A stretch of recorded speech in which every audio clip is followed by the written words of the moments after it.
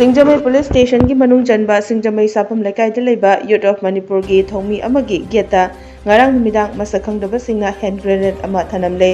ꯄꯨꯂꯤꯁꯇꯒꯤ ꯐꯪꯕ ꯄꯥꯎꯅ ꯍꯥꯏ hand grenade ꯑꯗꯨ ꯍꯨꯏꯗ꯭ꯔꯣꯝ ꯇꯣꯝꯊꯤꯜ ꯆꯍꯤ 38 ꯑꯄꯣꯛꯄ ꯅꯟꯗꯀꯨꯃꯥꯔ ꯀꯧꯕ ꯑꯃꯒꯤ ꯒꯦꯠꯇ ꯊꯝꯂꯝꯕꯅꯤ꯫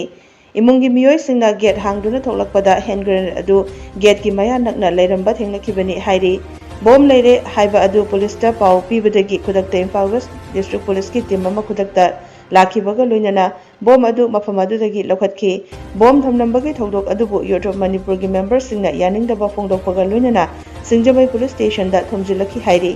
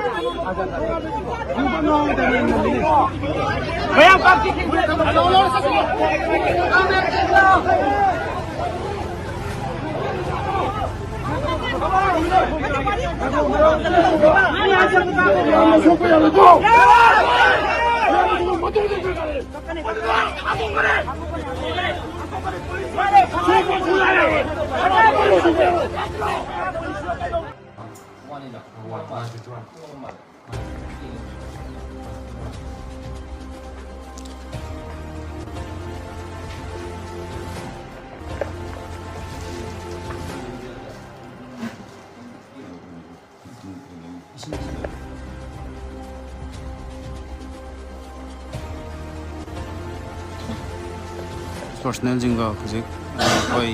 ꯀꯣꯑꯣꯄꯔꯦꯠ ꯇꯧꯃꯤꯟꯅꯔꯒ ꯍꯧꯖꯤꯛ ꯊꯝꯕꯤꯔꯝꯃꯤꯕ ꯕꯣꯝ ꯑꯗꯨꯒꯤ ꯂꯪꯂꯥꯟ ꯂꯪꯖꯤꯟ ꯑꯩꯈꯣꯏ ꯄꯨꯟꯅ ꯊꯤꯃꯤꯟꯅꯕ ꯑꯩꯈꯣꯏ ꯍꯧꯖꯔꯦ꯫ ꯑꯩꯈꯣꯏ ꯉꯁꯤ ꯊꯣꯛꯏꯕ ꯊꯧꯗꯣꯛ ꯑꯁꯤ ꯌꯥꯝ ꯅꯨꯡꯉꯥꯏꯇꯕ ꯑꯣꯏꯕꯅꯤꯅ ꯑꯩꯈꯣꯏ ꯃꯁꯤꯒꯤ ꯋꯥꯔꯣꯏꯁꯤꯟ ꯑꯃ ꯐꯪꯗ꯭ꯔꯤ ꯐꯥꯎꯕꯗ ꯑꯩꯈꯣꯏ ꯅꯤꯡꯍꯟꯅꯕ ꯇꯧꯖꯔꯣꯏ ꯑꯗꯨꯅ ꯃꯤꯌꯥꯝꯅ ꯉꯁꯤ ꯊꯣꯛꯏꯕ ꯊꯧꯗꯣꯛꯁꯤꯡ ꯑꯁꯤ ꯆꯨꯝꯃꯤ ꯅꯠꯇ꯭ꯔꯒ ꯂꯥꯜꯂꯤꯕ꯭ꯔꯥ ꯍꯥꯏꯕꯗꯨ ꯃꯤꯌꯥꯝꯅ ꯗꯤꯁꯥꯏꯠ ꯇꯧꯕꯤꯌꯨ꯫ ꯑꯗꯨꯒ ꯑꯩꯈꯣꯏ ꯃꯤꯌꯥꯝꯗ ꯃꯈꯥ ꯇꯥꯕ ꯑꯞꯗꯦꯠ ꯑꯗꯨꯃꯛ ꯑꯩꯈꯣꯏ ꯇꯧꯖꯔꯛꯀꯦ ꯍꯥꯏꯕꯁꯤꯃꯁꯨ ꯃꯤꯌꯥꯝꯒꯤ ꯃꯐꯝꯗ ꯊꯝꯖꯔꯤ꯫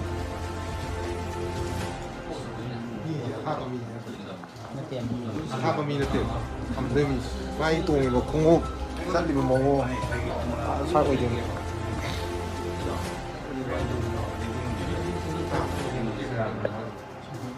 ꯑꯩꯈꯣꯏ ꯑꯁꯤꯗ ꯊꯣꯛꯏꯕ ꯅꯨꯄꯥꯁꯤꯅ ꯈꯪꯕꯅꯤ ꯀꯩꯅꯣ ꯍꯥꯟꯅ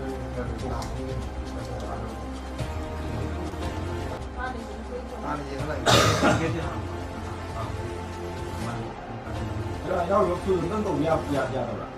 ꯍꯧꯖꯤꯛꯀꯤ ꯀꯩꯅꯣ ꯐꯨꯜꯗ ꯒꯦꯠꯁꯤ ꯀꯌꯥ ꯀꯥꯕ꯭ꯔꯥ? ꯐꯨꯜ ꯃꯈꯥ ꯏꯟꯖꯤꯟꯒꯤ ꯇꯧꯕ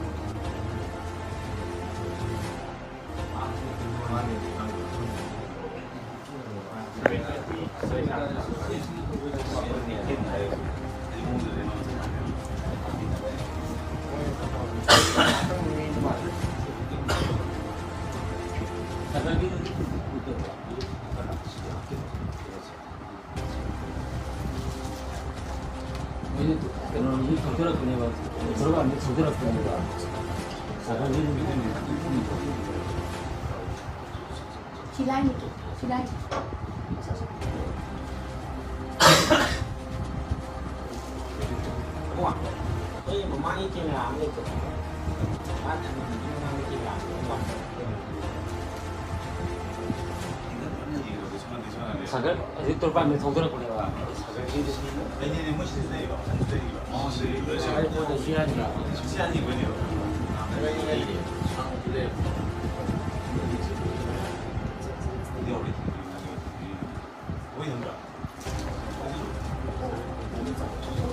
한번 섹션이다.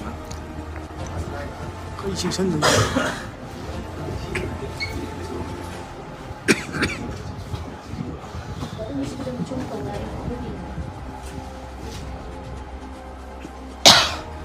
ꯍꯧꯖꯤꯛꯀꯤꯗꯣ ꯄꯨꯁ ꯄ꯭ꯂꯦ ꯑꯝꯇ ꯇꯧꯔꯣ ꯃꯥꯅ ꯊꯝꯕꯩ ꯃꯑꯣꯡꯗꯣ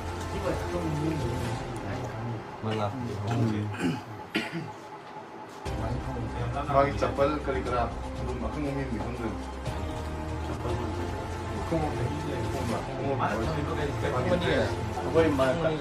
ꯃꯑꯣꯡꯒꯁꯦ ꯑꯩꯈꯣꯏ ꯒꯦꯠꯁꯤꯗ ꯏꯟꯖꯟꯗꯣꯏ ꯍꯣꯠꯅꯔꯤꯁꯦ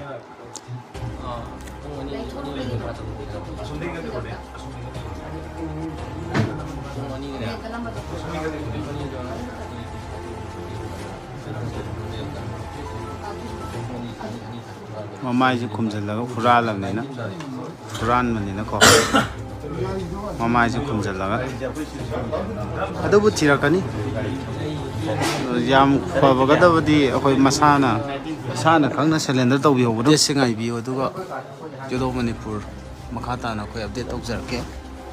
ꯍꯥꯏꯕꯁꯤ ꯍꯥꯏꯖꯔꯒ ꯃꯈꯥ ꯇꯥꯕ ꯐꯨꯇꯦꯖꯁꯤꯡ ꯑꯩꯈꯣꯏ ꯌꯥꯔꯤꯈꯩ ꯊꯤꯅꯕ ꯍꯣꯠꯅꯖꯒꯦ ꯑꯗꯨꯅ